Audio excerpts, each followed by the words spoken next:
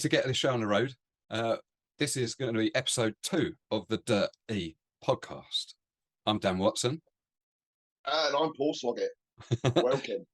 Your gracious host for this evening, and our second guest in the series as such, but the first guest tonight, the only guest tonight, is the amazing Jon Davey. Now he will pop up any second. Wow, that was a quick pop up there. Oh yeah. Normally when I press the click back in, it takes a good sort of 5-10 seconds to pop back in, and I'm there sort of filling time, but you was straight in. I was in like Flynn.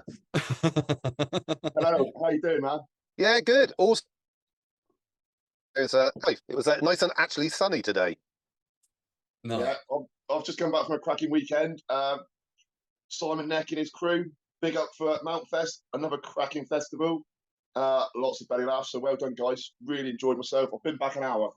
Cool. Well, I was supposed to come yesterday, but I was out riding my board on Saturday, and I've got a new kind of gear drive setup, but unfortunately one of the bolts, there's like a little nubbin on the end of the bolt, and it came loose, and then it jammed my back wheel. I was doing 27 miles and it locked up on, and then I did the classic, you go one way and you go the other way, and then you flip over. So I landed on my hand, and like my hand's just dead at the moment. It's just, not good.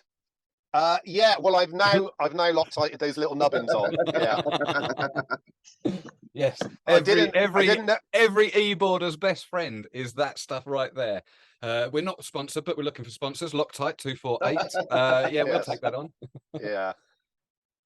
Yeah, it's not pretty locking up at that speed, that's for sure.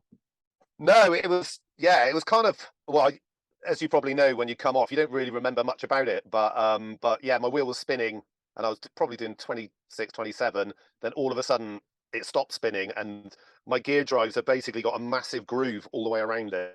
Oh no! Kind of nothing that goes on the end of the bolt jammed in there, and I scratched my brand new helmet as well. Second time I wore dirt it. or tarmac at the time? Tarmac. Oh, is it? Rash. Yeah. So I think apart from my hand being swollen, the only other thing I got is that. But I did have an elbow pad on, but I had a long sleeve jumper, so that's obviously just the friction burn from the jumper rubbing down my hand. What happens to the best of them, doesn't it? It does indeed.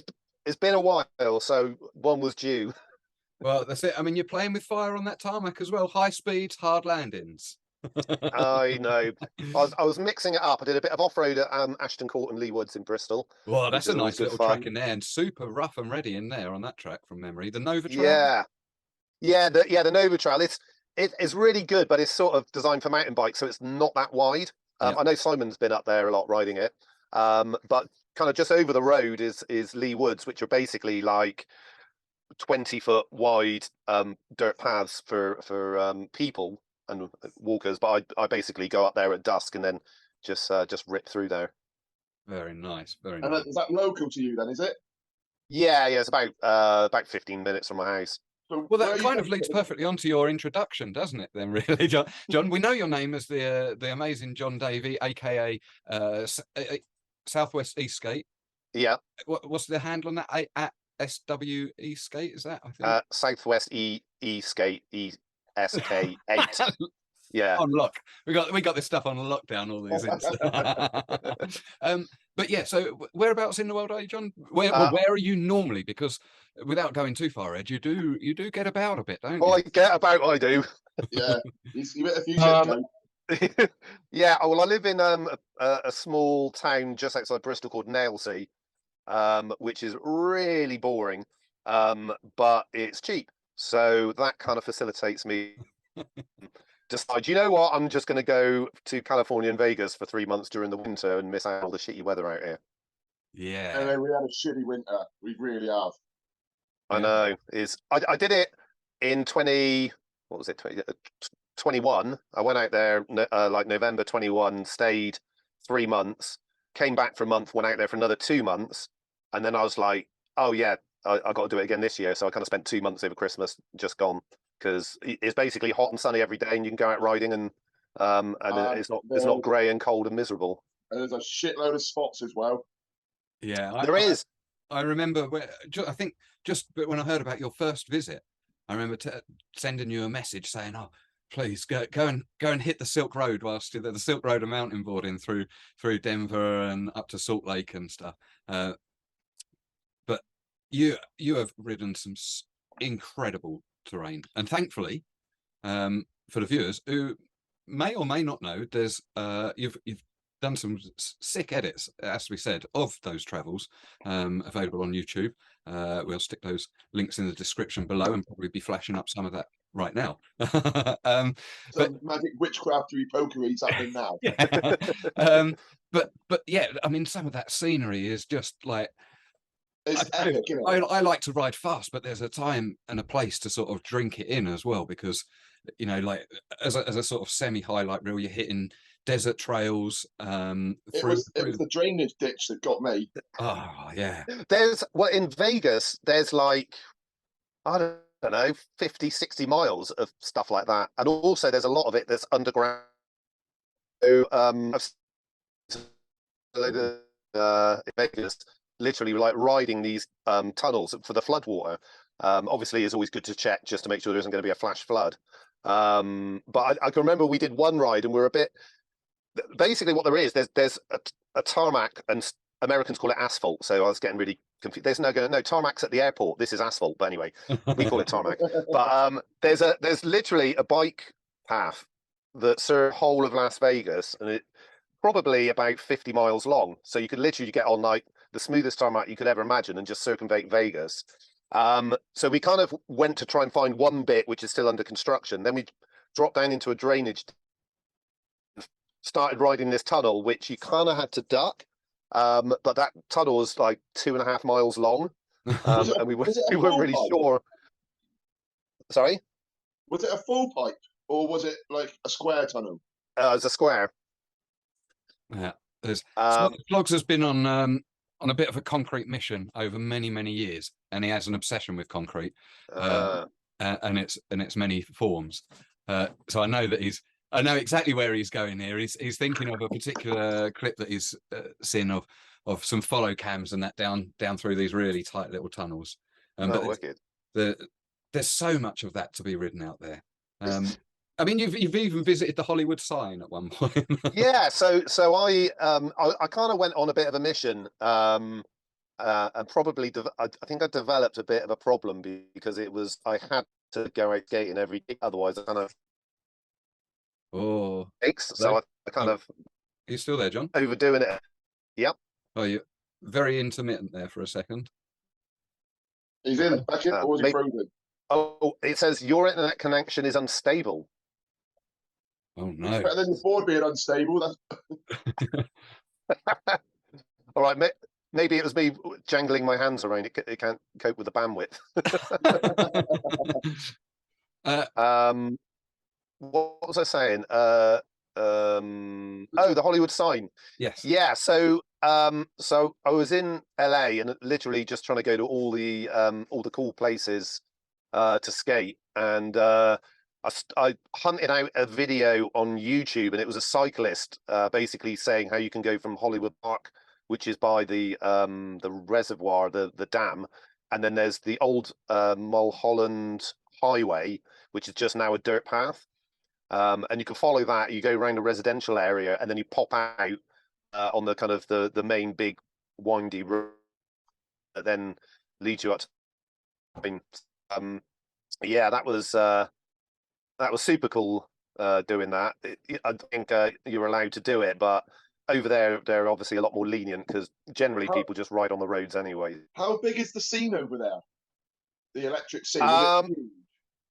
Yeah, well, it's difficult to gauge because LA itself is such a big place, but it's pretty massive. I meet that many people with mountain boards. There was only a few, and what was quite funny was because I took my my 2-wheel drive over and with full bindings, and kind of people were looking at it going like, "What's that? I've never seen one like that before." So I was trying to indoctrinate them into the mountain board and binding scene.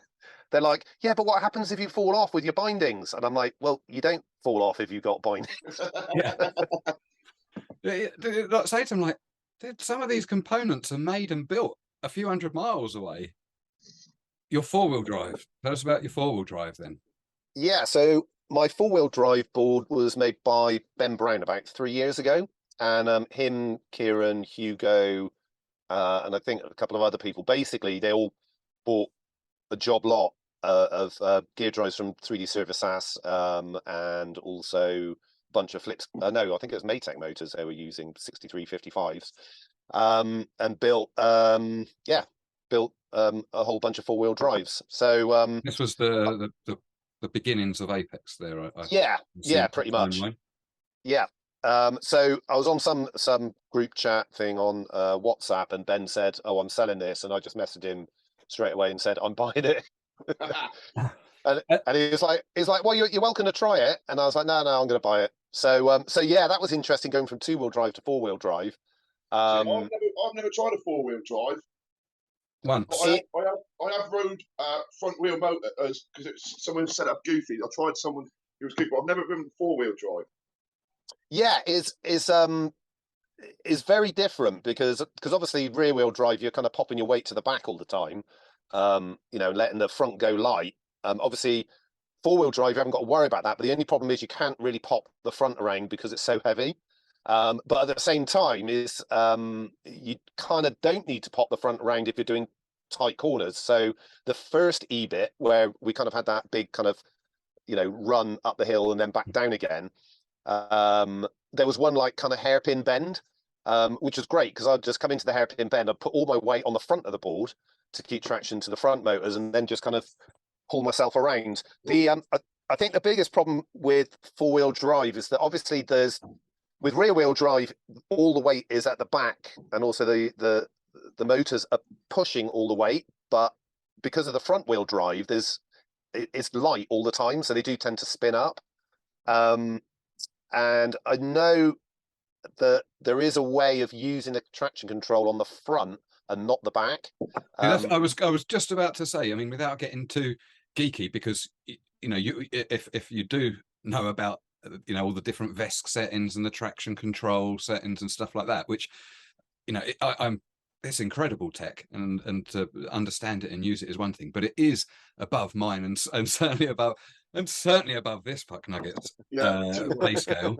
Now, but it does still that just because we don't understand it doesn't mean that it don't interest us, because the thought of four-wheel drive, it is something that quite a lot of mountain boarders that have electrified have thought about for that exact reason. But do you find yourself tinkering and playing with that traction control? Is that something that you've learned, or you're learning? The thing is as far as I'm aware, it's just on or off. So and the problem is with traction control is like, you want, a lot of the time you want your back wheels to spin up. So if you've got your traction control on and you're on a hill and it's grassy, you'll pull the throttle and it won't even do anything. It just goes, but yeah, apparently Mark Sewell, he's got four-wheel drive on his no snow now. Yes. So he's basically done a thing where you not to get too geeky and lose everyone, but basically with four-wheel drive, all four VESCs are all wired together via the CAN bus cables. So basically all four VESCs they're all doing the same thing. The problem is with traction control, you switch it on one, as far as I'm aware, and they're all going to traction control. And literally, if you try riding it, it just keeps juddering all the time. Right. But Mark's done away where the back ones don't have traction control, and then I think there's a signal cable that goes to the front. So that means that he can. So he's not allowing the front to spin up at all with the traction control, but allowing the back, so you could power on as such and still drift a corner. With the back wheels spinning, but not the front. There you go, Dad. Every day's a school day. Yeah. Future guest right there, Mark Saul. But yeah, there's pros and cons. The pros is that if I go for a ride like on a big wide trail that's a bit muddy, you can literally just carve the board like that and not worry about the back kicking out. There's so much grip, and also if you're attacking a hill, you don't need to attack it like rear wheel drive where you've got to build the speed up and then get the momentum getting you up there. You can literally just go slower and crawl, which is kind of nice. That's as coming from a person who's quite confident in my own abilities to climb or to descend any given hill. It's one thing that I did notice over, the various group rides and stuff, that beginner riders did seem to struggle with having the confidence to, use momentum up a hill. But having that four-wheel drive, I mean, it's a bit, the issue solved a little bit with the increase of motor amps that are now available with the higher power ESCs and VESCs and so on. But that slow climb ability is very favourable to a newer rider, because so many people would catch themselves out and not have that momentum to go up, quite small slopes, because they're not attacking it like you or I would do. But obviously, when you're riding the four-wheel drive, it's a little bit different because you have already got that momentum skill and you have already got that ability to climb. So, you must be attacking some decent stuff to be able to get spinning. And also the nice thing about it is that you can slam the brakes on and you don't skid at all. I kind of get people that ride it to do it. I'm like, if they're riding on like a compacted dirt path, obviously if you slam your two-wheel drive on, the back's going to just lock up and slide out. And I just say to them, slam the brakes on. And I'm like, you sure? No, slam the brakes on, and it's just But then again, you part of riding, if you're more advanced like yourselves, is to obviously get a skid on the go and drift around. Well, that's the dream, isn't it? The dream line is to never stop, is it? just keep that momentum going, even if it's sideways. You touched on something there about the braking, which does interest me as well, because we're in the Dirt-E territory, so I feel we can talk about this sort of stuff. But with the difference in drive systems, now you're saying you're running on gears there. Now, I personally, I've had a quick blat of Bieran's board, his chain drive, and that's the only chain drive experience I have, so I'm not qualified to comment in any way, shape or form on it. Well, you'll get there anyway. But but what I was going to say is belt drive does not have, in my opinion, the braking capabilities that a gear drive does. It's quite hard for me to, I can chuck it in reverse and get the speed down, but if I'm going down certain big slopes, that metal on metal or metal on POM sort of gear drive system means that you have a really effective brake. And in free ride territory, it's not always about the going up. Sometimes those down slopes can be absolutely horrendous, and the last thing you want to be doing is sliding down it on your ass, do you? Where you've got a decent front and back brake, and traditionally in mountain boards, the brake, I'm sure there'll be people who do favour it on the back, but generally, if you want an effective brake in a mountain board, it's done on the front wheels. Yeah. So the power split that I've now got my board to, because like a total asshole, I just wanted more speed. So I ended up giving 80 amps to all four motors, and I was trying to go 0 to 30 in under 3 seconds. The only problem is if you've got 80 amps on the front, if you're launching, you've got to almost like crouch at a 45-degree angle over the front wheels, which is kind of super faceplant territory. And I think I got to like 3.11 as far as I could tell, but then my VESCs started going berserk, and I thought, this is just stupid. So at the moment, I think I've got 80 on the back, 60 or 55. I keep on playing around with it on the front, but for the braking, it's kind of reversed. So obviously the front, I set the braking higher than the back, which makes kind of total sense. Very nice. Yeah, don't doubt. Like you say, the front wheel braking is definitely the most effective. I mean, go look at any vehicle; it's all about the front wheel braking. So nice. I shall have to. Are you goofy or regular? Regular, but with my four-wheel drive, it doesn't matter because Of course. I'll swap. Yeah, that's the beauty of it, because I just swap the amps front to back, and away you go. Albeit I know, because I've got the Fat Boy 320 3D Service As hangers on there that use the shock blocks. I do have red on the back and orange on the front. So if you're goofy, you've obviously got orange on the back, red on the front, which means the back's a little bit jiggly. Well, it doesn't matter because you're regular. Where I was going with that is I'll be hitting you up for a spin on that bad boy next time, so yeah, for sure. But I do like it, especially at Bug Spalding.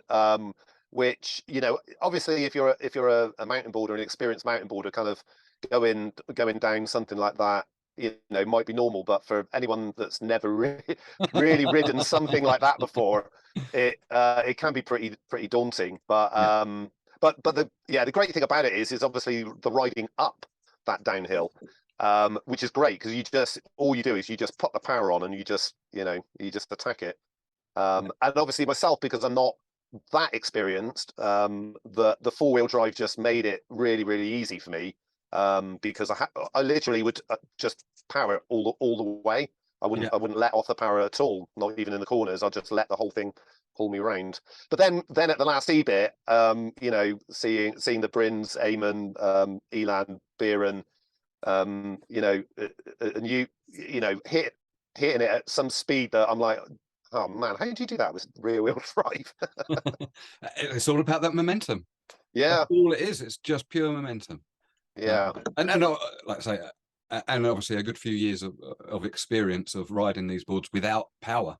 You know, without it, you know, if you come from that side of the gene pool as such, then you're used to looking for speed within the feature. You've got to, if you want to be competitive, you've got to find the speed within the features as well. And they already know how to do that. So now they're learning how to use the power that you have within those same constraints. Yeah, and it was really good when I came to the UK Championships and actually watching you know, people using gravity, because I think the problem is with people that are fairly new to electric mountain boards, it's like when you're going downhill, it's always a little bit tentative, but when watching people on a gravity board, you just go. You know, if in doubt, now I don't use the brakes. I'll lean back as much as possible, and I'll just let gravity take me down there. Yeah, I think it's a beautiful place, is Bugsboarding, and it's a bit of a sleeping secret there. You know, obviously EBIT has had some great turnouts, don't get me wrong, over the last couple of years, especially as sort of like an unknown event, and especially to the wider audience, you know, turn up to, like you say, a mountain board centre where it's used to seeing just gravity fed boards riding. But yeah, I think if the electric scene get their fingers and thumbs stuck into Bugsboarding, you'd be surprised at what can be achieved. I mean, we mentioned earlier Mark Saul with his four-wheel drive no snow, but Simon Neck as well. He's also riding an electric no snow now. Right. Well, the weekend, I've just come back from Bugs now, and there was 5 or 6 people zipping around on their electrics, at least, and they're just there all the time now. They've got the new E-Track as well, haven't they? Yeah. Well, that's it. That E-Track there, and the acceptingness of the centre as a whole to electric is just, you know, guys, if any of you electric scene out there are listening to this, get involved over there. Go and meet the crew, meet the family, meet Bugs and Nina and the whole team, and go and use the park. You know, it's cheap ride in there for a day. It's absolutely beautiful, and there is a custom made park there specifically with e-boards in mind, and it's all off-road, and you're not going to get in trouble with the old bill if you get caught on the streets. You're not going to get thrown out by the Forestry Commission or the National Trust, and you're not going to get refused admission like you would at any of the bike parks. You know, get stuck in. They're all super friendly. But yeah, I mean, so going back onto your America travels a little bit there, John. How is it that you come to what, you know, you say, oh, I'm just going to avoid the weather, but I'd like to go and avoid the weather. And granted, I've got a family that will probably miss me. I don't know, you know, if there are significant others in your life as such, but how the fuck do you go and in 3 months in America? Please tell me. So, you know, like, it's my dastardly secret.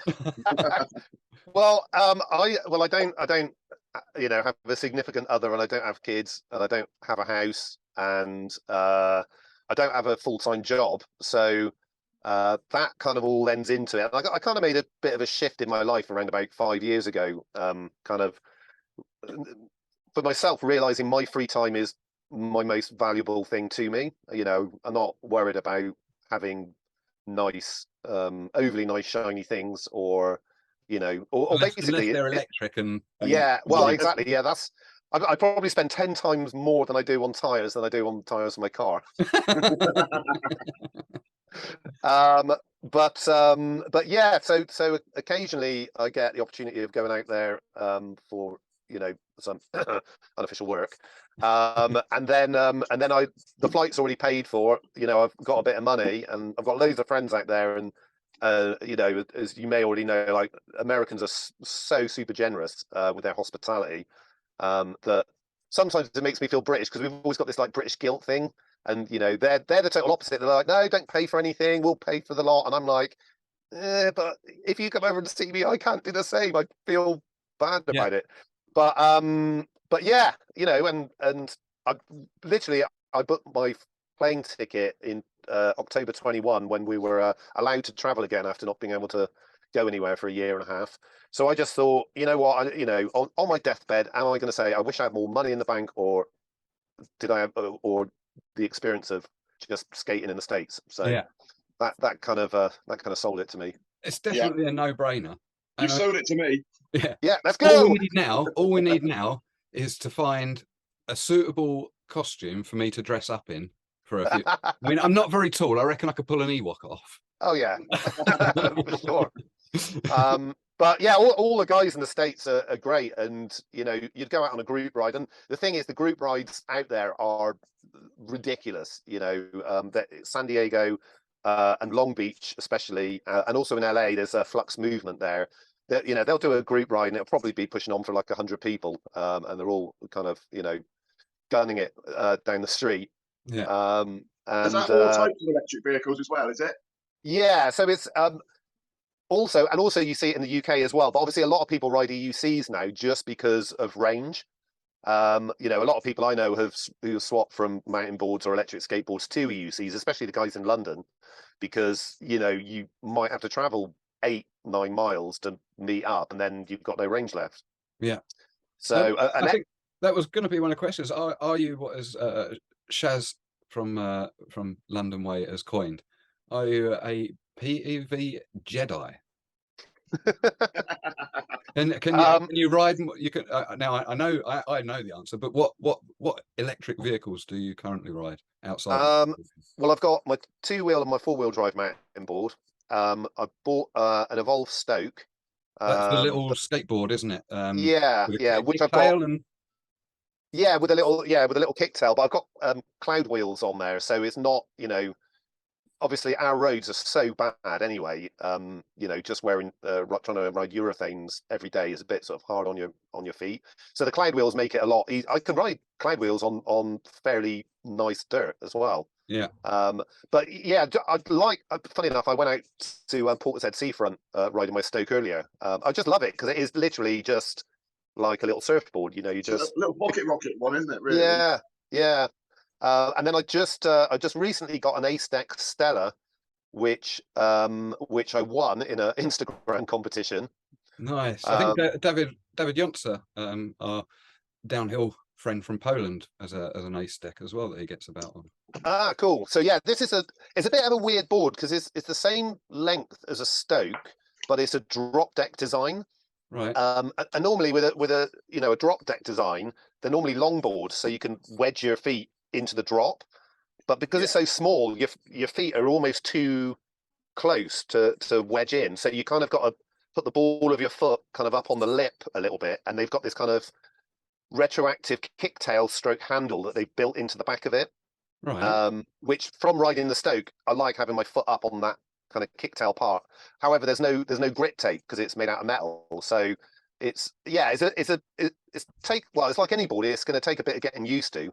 But just for some, the problem is like if you just want to pop down the shops on your mountain board is a bit of an event, isn't it? Put all the padding on the equipment as well, because so just having like a little board, and especially now allegedly summer's going to be here soon, just having something where you could just jump on and just have a little bit of fun on the tarmac is quite handy. But back to America. So there's quite a lot of EUCs. One wheel obviously in LA is massive. That's their thing. I've had to go on a one wheel once. which I kind of wobbled a little bit, but it's not for me. I did go on a ride actually with a group of guys, mainly one wheelers, a couple of EUCs. We went to Griffith Park at night Right. because you're not allowed to ride bikes in there. So we went there at night, and they're kind of pretty nice dirt tracks, pretty wide. But I'm super impressed with how the one wheels hit dirt. I don't, I'm going to get stick from this. But I really want one. I think they look so much fun to look around. Yeah. And I've had a little roll around on one, and yeah, I kind of got it. To be fair, they're putting on, interestingly enough, and this should be of note to the mountain board community, or the dirt mountain board community in the electric side, is they're putting on. There's an event happening in the Highlands in Scotland. I think it's actually the same weekend as EBIT this year. But I don't know how they've done it, or how they've gone about organising it, whether they're involved with the resort, but they've essentially got a Scottish resort on side to be at. But I think they're probably using like the fire access roads as opposed to like a predetermined track, a course, single track or something like that. But either way, it looks like a good event is going to be happening on that, and something we should be looking to replicate, in my opinion. Yeah, well, in the States, there's they're having a big one wheel / mountain board, electric mountain board kind of event. What's it called? Oak Hill, Oak. Is it Oak Park, Oak Hill, something like that? Apparently, it's massive. There's like videos of just like so many one wheelers you can't even count them all at this event. And also, there was that race in Perth. Did you see any of the video of that around the harbour? No, I didn't know. I was in the race for the rail competitions, or the race for the rail competitions. It's electric. Oh, it's something like Electric League, something or other. Yes, the Electric Racing League. Yeah. So they had a race around I think it was Perth, around the harbour. But there's a great video where some guy comes up on his board way too fast, and then he literally ends up in the harbour. Oh, no. Just before yeah, no, the board stayed on because there was kind of like a barrier. But the funny thing was, the first time I watched it, because it was so quick, I thought he was riding backwards. But what happened is he came up to this turn and then he just turned his back because he knew that he was going to go over. I'll have to check that out. Yeah, I think it's Electric Racing League. I'll find it on Instagram because everyone's been posting it recently. But yeah, I've been kind of like, every time I'm over in the States, I'm kind of getting people to kind of have a go on my board anyway. And there was one kid, Tucker, that I met at Sepulveda Dam, where the Stooge guys race in LA. And I think he was on a Bamboo Evolve, and he kind of looked at my mountain board, and I was like, yeah, have a go. I said, have you snowboarded before? He said yes, and I'm like, right, that's fine. I find that a lot of people that have snowboarded before, it clicks like immediately with them. So Tucker gets on it, and he is ripping around this track like faster than what I would go, and I'm like, damn, I don't know what the traction's like with my off-road tires. I then go down to San Diego the next week, and he's bought a Cali XL2 with a top battery and bindings. So like immediately he's fallen into it. And then recently at EskateCon that was in Las Vegas, which I went over for, he was there racing this Cali XL2, which is basically a tramper. It's, to all intents and purposes, the trucks and the board is pretty much similar to a tramper, but he qualified 10th fastest. So, on a stock Cali XL2. So, testament to him. And the guys over there, they're skating every single day. They'll skate to work. Because the weather's so nice and they've got the light, they'll just meet up and they'll race car parks on the evening. So the caliber of riders that they got out there are pretty decent. We just need to get with some bindings on and top mounted battery, as you say, and hitting some dirt trails. Yeah, well, there's a couple of really there's some. It is definitely going over there. I know there's a company in existence over there that's making mountain boards, because our good friend Don Baker rides Eco Mobile. That are putting out a binding board, and there's just been released in, you just mentioned Australia there before. There's just been a new build, not mass release. It's all custom built, isn't it, with these electric bits. But Flow State eSkate and ZFG have just combined forces to produce a amazing looking product there, using all latest MBS components. And it looks a really solid deck made by the Flow State eSkate crew. Well, in fact, they had 3 classes at eSkateCon. So basically, they hired out a parking lot. Basically, I went over there and helped out the guys from M-Boards who put it on kind of for the week. And they had 3 classes. They had the pro, sportsman, and novice. The guy who won the pro, John Mooney, was on a mountain board, and he won it. Albeit he was riding on slicks. Yeah. Those the wide slicks that they do. But I think there's it was North Carolina eSkate. There was a whole bunch of guys that came down, and a lot of them, if you go onto Instagram, they mountain board as well, electric mountain board. So, do you think that this, because it's something that I think I have my own opinions on, but I'd like to know yours, Jon. Do you think the use of bindings, does that help people get more out of the boards? Because not many people like the thought of putting bindings on if you're coming from a skateboarding background. Like you say, if you're coming from a snowboarding, it's kind of second nature. But when you're coming from skateboarding, it could be a bit intimidating strapping in, and let alone strapping in with heel straps as well. Yeah. Well, the thing is, though, if you're very young and agile and you can squat down on your deck and grab the edge, which I can, I've got 2 broken ankles, a spinal injury, and I'm 52, so I'm not that agile anymore. That is an advantage, but obviously the advantage is that your feet aren't doing this all the time, trying to get traction on the deck. So having bindings, I absolutely love it because I can't physically squat down because my ankles are so knackered that to turn a corner you just throw your body weight around, which is But it definitely allows you to bully the board into doing what you want it to do with that. Yeah, and even the guys that race the Stooge boards, they all have MBS F5s, or most of them have MBS F5s on the front. Really? Just one binding? Yeah, just one toe strap binding on the front, and then on the back, the actual Stooge race boards, they kind of rake up like that on the back, so they can actually kind of lock their foot and move their foot around on the back of it. So that's obviously something that they've cottoned onto, that you can easily do a fairly aggressive heel side turn and you're not going to peel your foot off the board. Yeah, exactly that. Yeah. I mean, to be fair though, they're brave from my point of view, because I would not want to be in that scenario where I've got 1 foot strapped to the board and 1 foot not strapped to the board and take a tumble like that. You've got both feet in there, you're pretty much going to stay in line. Yeah. So you're doing splits, that's for sure. Oh yeah. I've done that. When I first started riding, I didn't want the heel straps in. And the amount of times I fell off with my 360 camera, and I got a picture of me with my back leg out and then my front leg and then the board to the side. and then I think we all went out on a group ride in Devizes, and Kieran was there, and he was he goes, just strap in. So I strapped in, and then I was like, literally after about 30 seconds, I was like, oh yeah, you're half-assing it without the heel strap. You're not getting the full advantage. So yeah.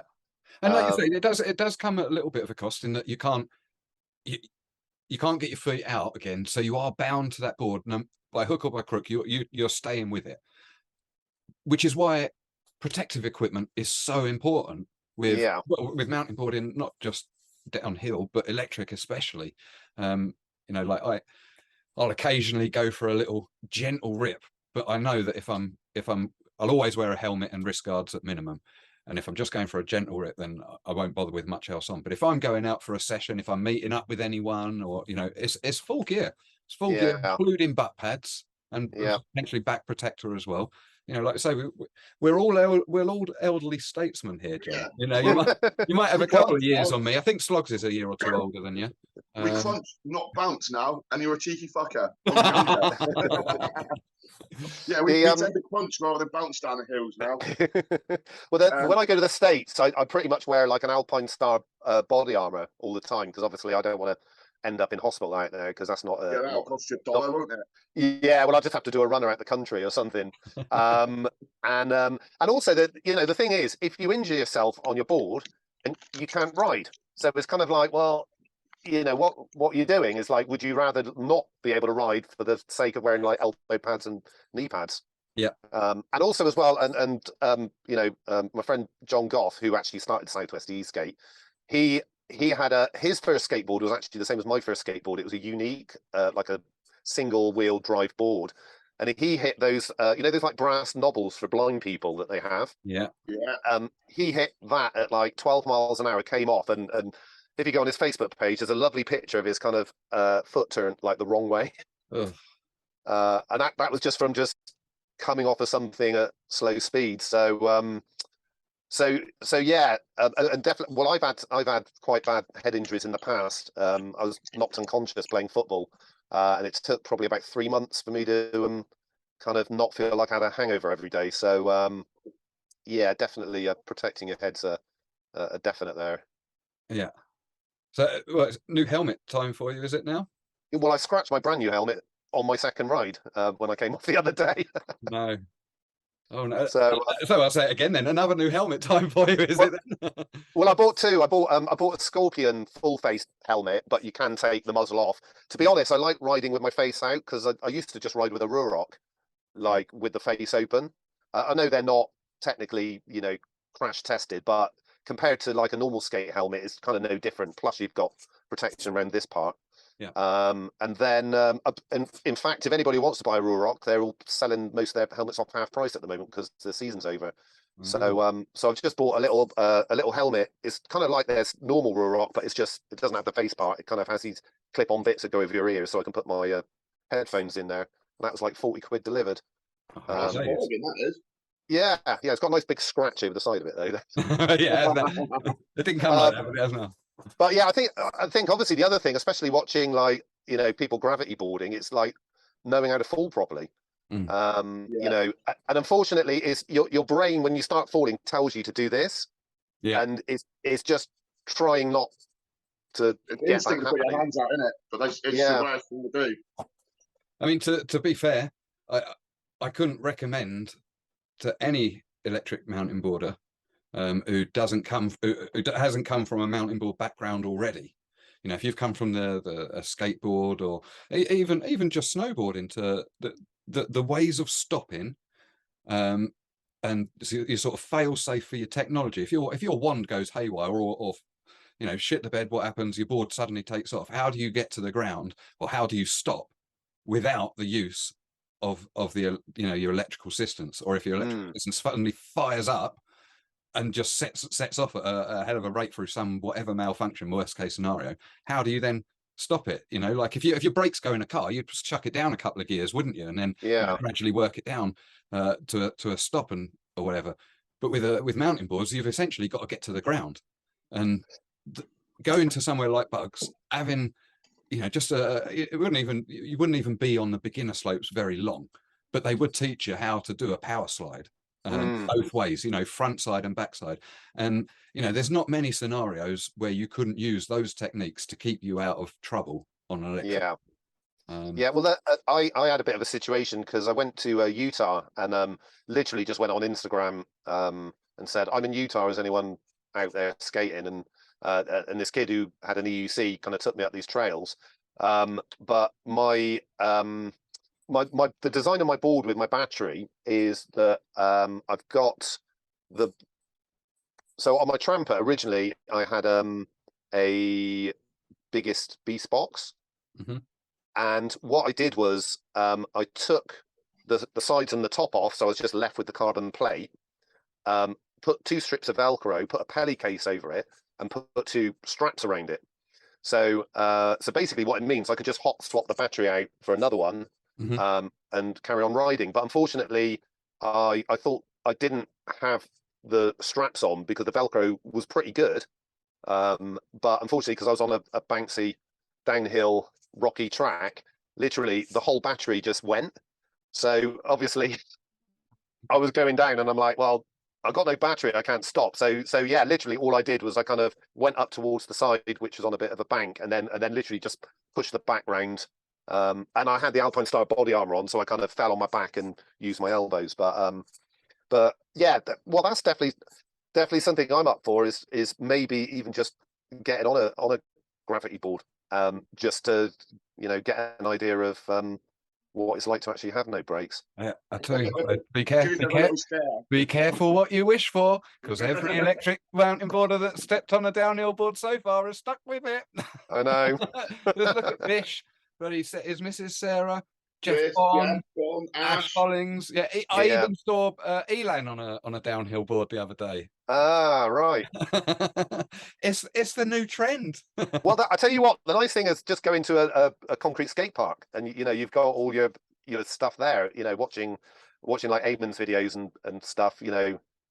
Especially like when the weather's bad as well. You can still kind of pull something off. Yeah, and we've used electric boards now for a number of years, and they're great for scoping out. They're great for scoping out the spots and learning spots, because you have that that easy brake ability and the ability to get over terrain without having to carry normal momentum, gravity's own momentum. Yeah, they're great tools for learning. Mine will be coming out with me to the downhill champs in France this year, and I will be using it to scope out the free ride lines there before going down it on just downhill. But yeah, anyhow, now listen, John, we're sort of knocking at the door of an hour, I think, here now, bar our sort of brief intermission there with reception, and our apologies for that. But we do need to have a little bit of a talk. We've talked a little bit about your past and how you've come to find it, and so on and so forth, and what you've been up to over the last year or two. But what can we expect of you over the course of the next year or so? Does your job afford you to go to other places than America? Like, it's like comic conventions, isn't it? Am I right? Is that what's helping? Yeah. So there are comic conventions around the world, right? Could you go to Australia this winter, or could you go to Japan, or possibly? It depends. Well, the thing is that I've, for people who don't know, I've been in the show Doctor Who for the last 18 years, playing most of the monsters. So fans are fans of stuff. So obviously I go to these, and they're generally specific Doctor Who conventions, because people are very fanatical about that, and I go there and just talk about all my exciting. Is Doctor Who huge over in the States then, is it?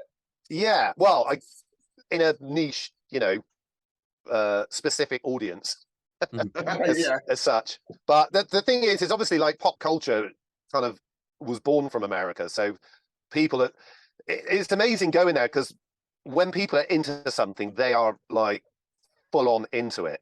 People is a very kind of obsessive. We know about that. We definitely know about that. Yeah. So yeah, who knows? But actually, when are the France championships? Because I'm actually going to France. The first leg is in Compiègne, just north of Paris, and that is something like the 13th, 14th, 15th of July. And then I think the downhill leg of because it's a triple crown event. You've got freestyle champ. There will be a freestyle champ crowned for the world. There will be a border cross champ for the world, and there will be a downhill champ for the world, and there will also hopefully be an overall champion of the world, taking all three disciplines into account. And the downhill section, I think, is something like 16th, 17th, and 18th of July, and that is in Superbès in sort of central France area. Because so this leads on nicely to your question, what to expect from me. And generally, I don't overly plan my life more than about a week in advance. So I guess I like knowing I kind of thrive off of not knowing what's around the corner.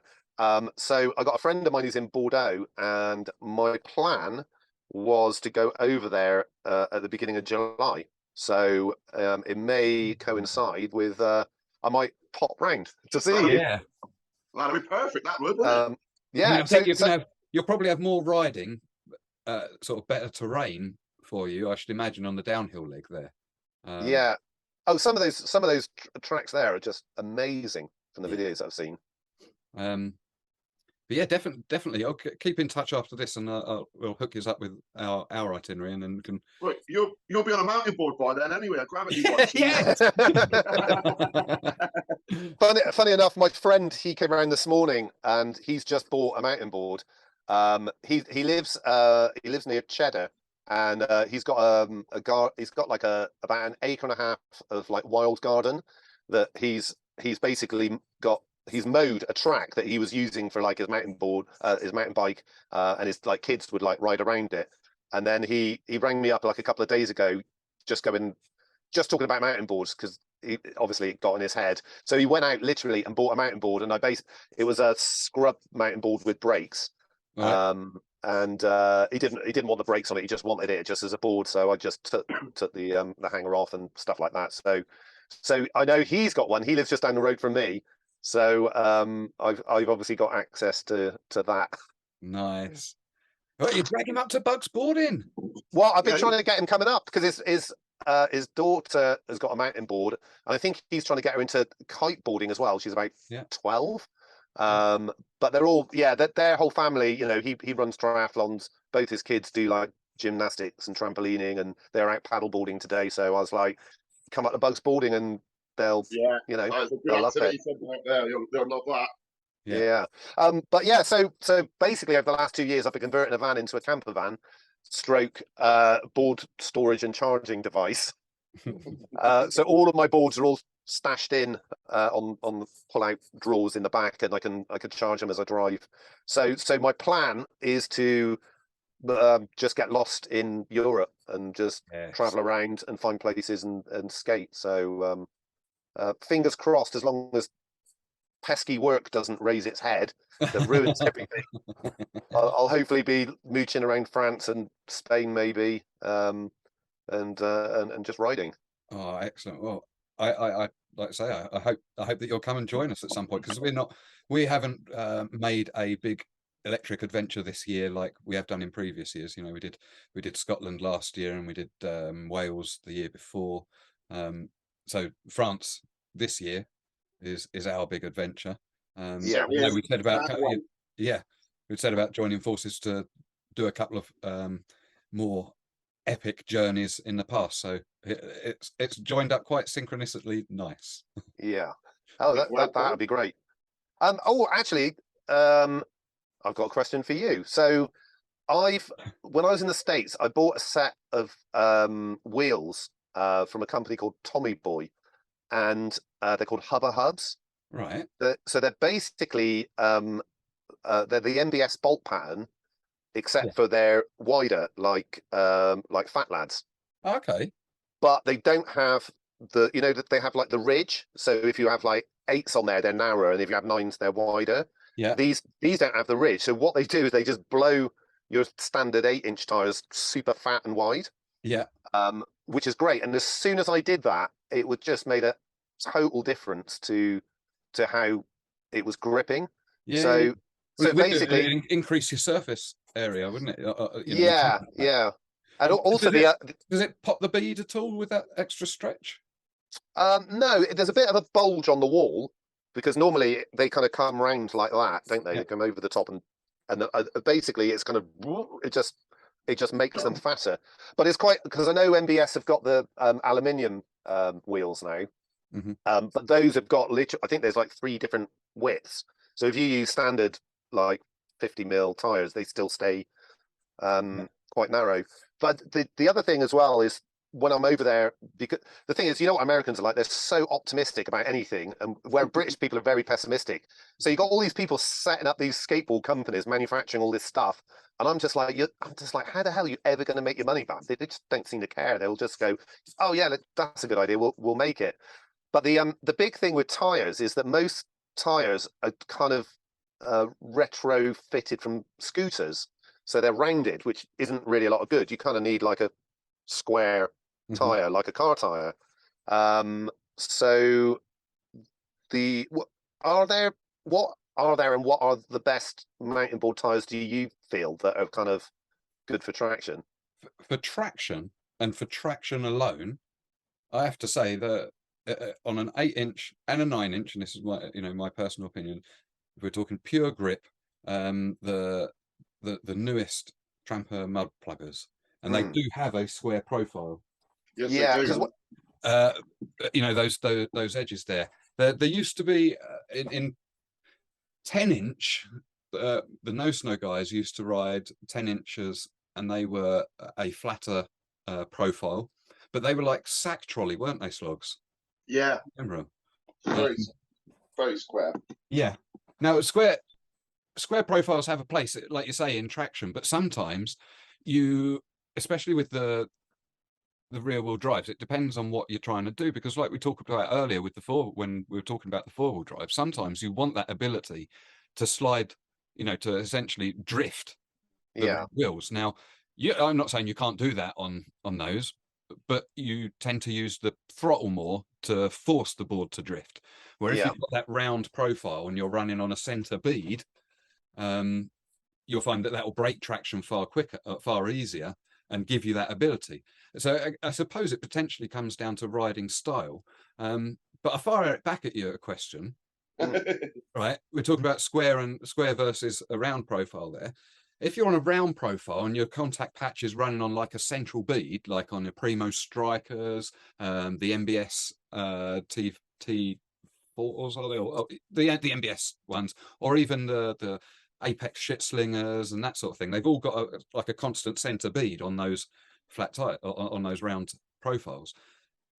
I wonder if that makes a difference on range, because traditionally on a downhill board, those central beads were actually kind of important for being a fast running tire. You know, yeah, because you want that thin strip to have the least amount of friction possible. yeah. So my thinking being is that the question, I suppose, is, are square section tires worse for your economy of battery? Right. Well, interesting you should say that, because and as if by magic, here's one I've got here. Yeah. So yeah. So there's obviously the central bead. This is obviously worn down a little bit. Those are on some MBS ones. So yeah. So you would think obviously there's less rolling resistance because there's less surface area in contact with the road theoretically. But in the whole grand scheme of things, with pulling your body weight along, I don't know if it makes that much difference. However, the pressure I think that your tire is, especially when you're on tarmac, makes a huge difference. Because I used to run these on tarmac at like 25, and then then when I went to the States the first time, I was hanging out with Jacob. He pumped these up to 65, and I was like, really? He goes, yeah, I always run mine at 65. And then I was like, oh my God, I'm getting so much more range out of them because obviously there's less drag. However, you know, the other, I don't know, it's difficult to say, because the other problem is your riding style, because I thought there was something wrong with my batteries, because I'm not getting as much range out of my batteries anymore. Then I realized that I'm riding at 25 to 30 miles an hour instead of 20 miles an hour when I started. So, yeah, I guess there's kind of quite a lot of factors. However, I think if you're on tarmac and looking, and if you find John Mooney on Instagram, he's probably got some pictures of his board from eSkateCon. Yeah, so he was basically he's running like slicks, is he? Yeah, he was running his mountain board on slicks, because obviously you want the maximum amount of traction possible. Yeah, for somewhere like a go-kart track or something like that, I should imagine. Yeah, red hot. Yeah, and the thing is, I was riding these, but you can hear your tires and kind of what's going on with your tires when you're cornering.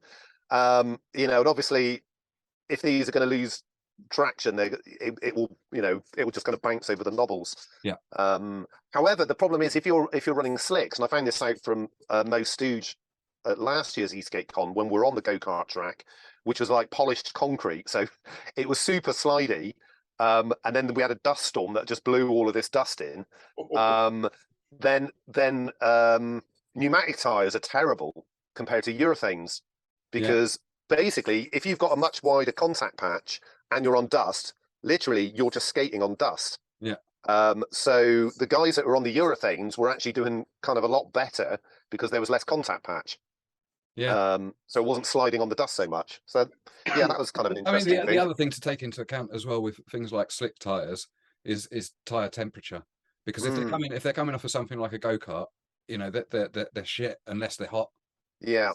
So you need that temperature in that tire, you know, like a motorbike, a similar. Yeah, and also the compound as well. You know, if you had a softer compound, it's gonna grip more. This is all. Oh, so actually, here's one of those hubba hubs. Unfortunately, this was involved in my crash that I had 2 days ago. So from what I can ascertain, I think the whole board, when I hit the ground, slapped. And I'm a bit gutted because I bought 4 of these. Yeah. And they only sell them in the States. So I'm like, oh, great. I should have bought 5. I should have had the spare one.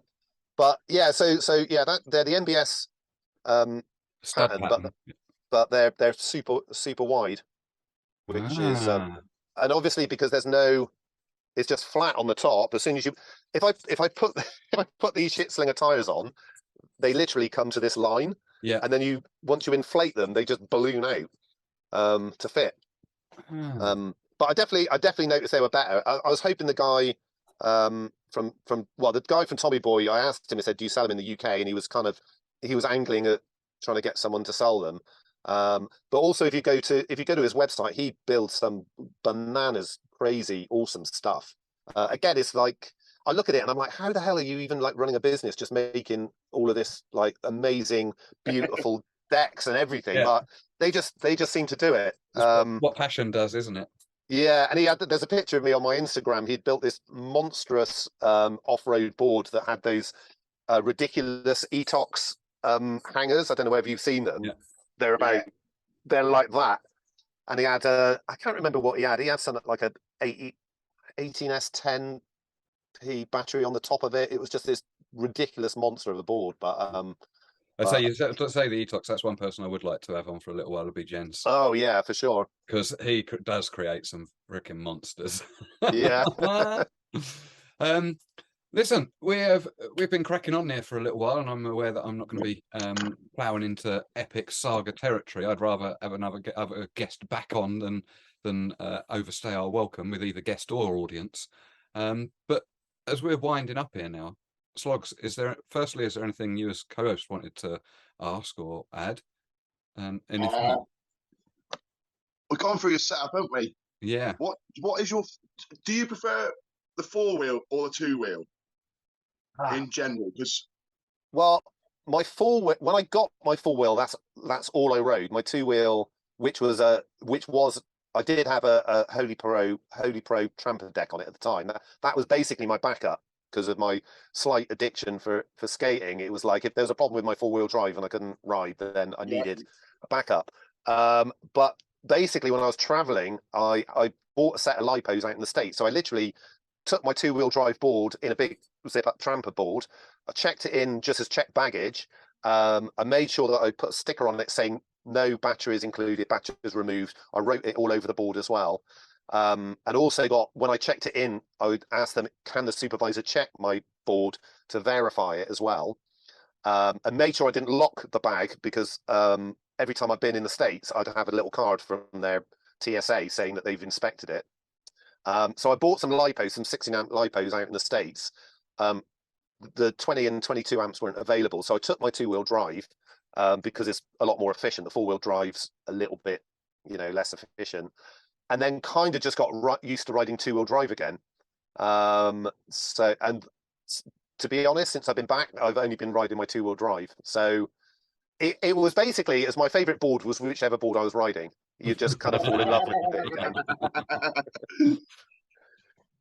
So yeah, it used to be the 4-wheel, but now I'm probably more on the 2-wheel. However, if it's some like proper gnarly off-roading stuff, then I'll probably go back to the 4-wheel. Except for I just realised how heavy that board is with the Vesk and the motors and the gear drives on the front. Is not easy to pop the front round on that thing. Yeah, that's a massive weight difference, isn't it? Yeah, well, the difference with it is you just plow through stuff instead of trying to maneuver yourself. You just wind your way up it. Yeah. Well, John, if it's okay with you, we're going to look to finish it up here for the minute. Is there any sort of shout outs or anything you wanted to say as a sign off? Obviously a shout out to the Southwest Eastgate crew. It's been a bit quiet over winter, but they're emerging out again. And also the guys over in Wales as well. The Carve Wales guys, James Matthews and all the guys there. James does a great job of organising events over in Wales. Cwm Carn Forest is a place that we go all the time, which is basically a 12-mile beautiful tarmac road all the way up through the mountains. There's a private road that cars have to pay to go up, but they don't have a problem with us riding. But then you can then pop up onto the mountaintop where they have livestock. So it's basically it's a bit like like a golf course really. So it's some good places to ride. And I think we're doing a big ride, a big group weekend at the end of May, I believe. A load of the guys from London are all coming down. So Shaz and Billy and Jay and all these guys are all going to come down and we'll make a weekend of it. Yeah, it looks like some good off-roading to be had there as well. It seems to be being organised there. But look, John, thank you for taking the time out of your evening there to join us here. Yeah, we really appreciate it. Thank you very much. No worries. It's been awesome to chat to you, and I hope that we will get another opportunity again some point down the line to do a redo of this. But failing that, we will see you on the hill very soon. We will see you at Bugs very soon. Yeah. Well, is it actually open now? Yeah, it's open every weekend, bank holidays, and it's open 5 days during the week on school holidays. Cool. So it's not because it used to be like Thursday, Friday, Saturday, Sunday, or did I imagine that?